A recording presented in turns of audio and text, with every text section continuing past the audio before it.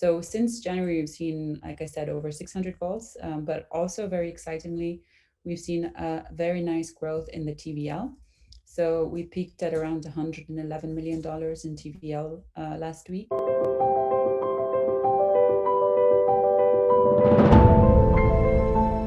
Hello everyone, this is Alex from Gains, and today I'm with Mona, who is the founder of Enzyme Finance. How are you doing, Mona? Hey, Alex, great. Thanks. Thanks for having me. It's a pleasure. What you're doing is quite unique, so please tell us, what are you guys doing at Enzyme? We've been working on Enzyme, which is formerly known as Melon, before the rebranding for nearly 5 years now. And we're working towards the vision of decentralized asset management.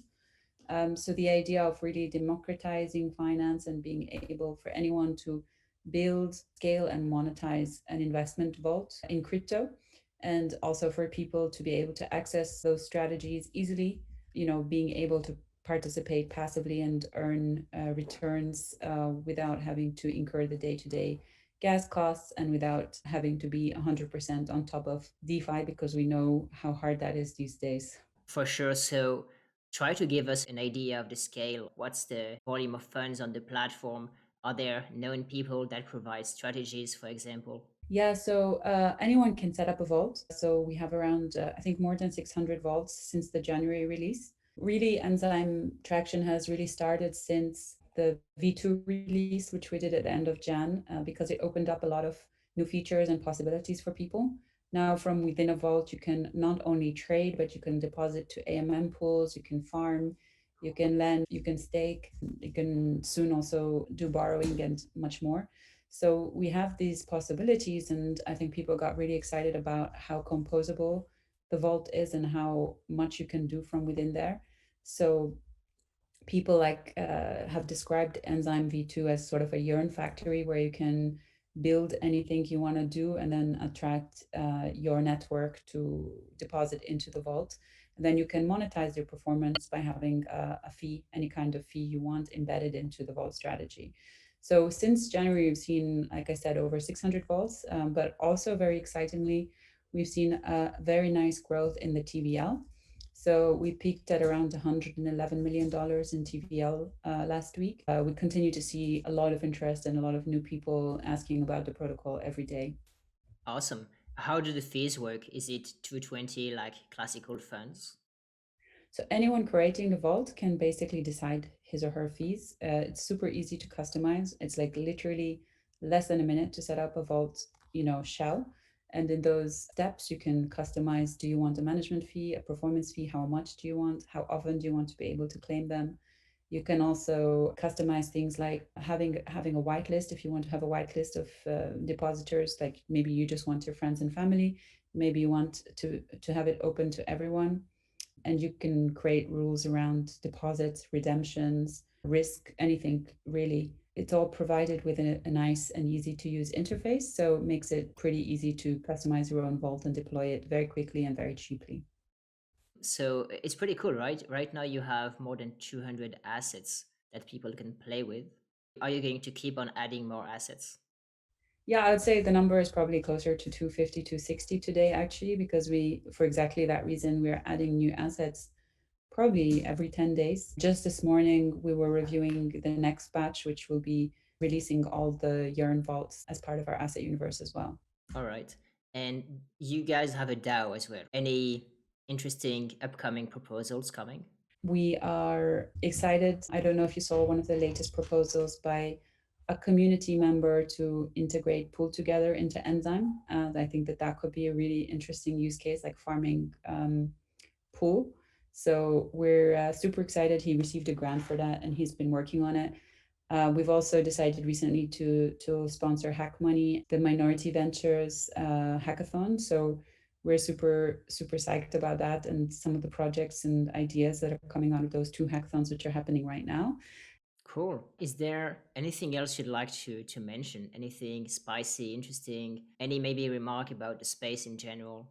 One exciting feature that we're working on right now is the integration of borrowing into vaults. So the possibility that people could do cool things like deposit ETH to borrow stablecoin and then put the stablecoin to work in certain yield strategies. That's a new feature that's coming soon that we're super excited about. And then, yeah, I mean, any day of the week, there's a bunch of integrations that we're working on. Cool. So, how do you see the future of finance and investments? Because you're really changing the space, right? In the past, it was managers, institutions, and you had to trust them with your money. And nowadays, you're offering something totally decentralized. Everyone can compete. It's kind of a marketplace, open, really removing the barriers of entry. So, do you think at some point there's going to be more regulation?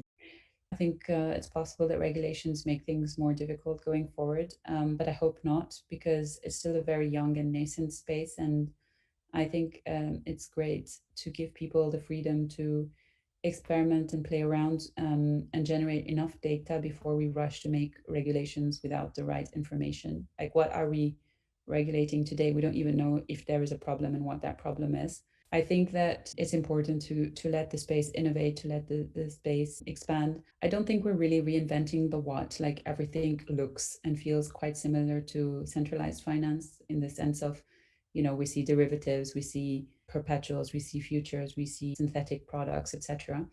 But what I think is really fascinating, really exciting, is how these products are run and operated in the background. It's all done trustlessly without the financial intermediary, and it's all done in a much more efficient, faster way.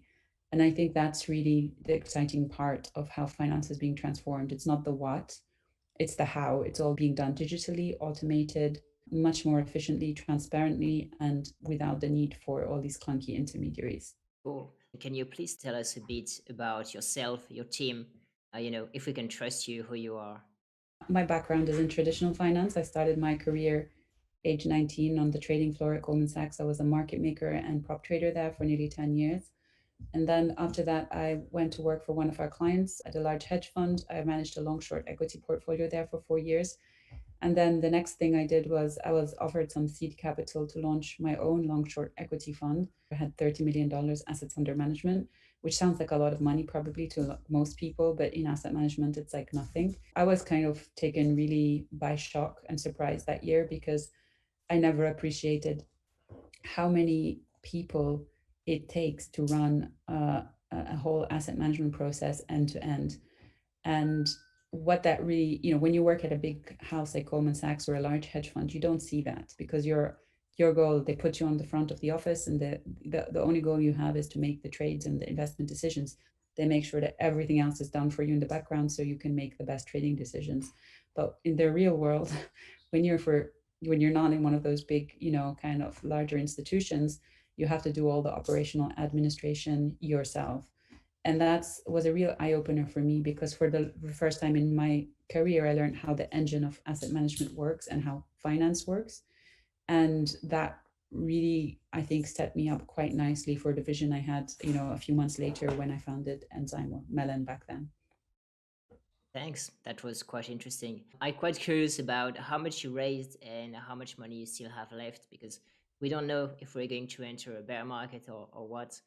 But of course, having a large war chest to survive is very important. In the first token sale, we raised around $3 million, which was enough for 2 years. And actually, we already have been through a bear market, which we survived. The DAO has the possibility to mint new MLN tokens up to maximum 300,000 a year and spend them on development. But even in the bear market, to be honest with you, that wasn't enough because the MLN price really crashed almost like to zero, frankly. It was like $2, $3 at one point. Some members of the team were quick to take big salary cuts in order to keep the project alive. So they sacrificed their own capital for the upside in tokens. And some people injected capital into the development company, the lead development company, which was us, and in exchange for some future equity value. So it wasn't easy. We actually had a very tough couple of years during the bear market, but we did survive, and we're in a much stronger place now, obviously, because the token has appreciated in value, and we have more buffer, both from equity investments and other sources that sets us up quite well for the next few years. All right, all the links will be in the description if anyone is curious, wants to spin up his or her own vault or just see the returns. If you have any comment, question in the comments, feel free to ask or share. Drop a like and subscribe for more content and great interviews. See you, everyone. Thanks, Alex. See you. Bye.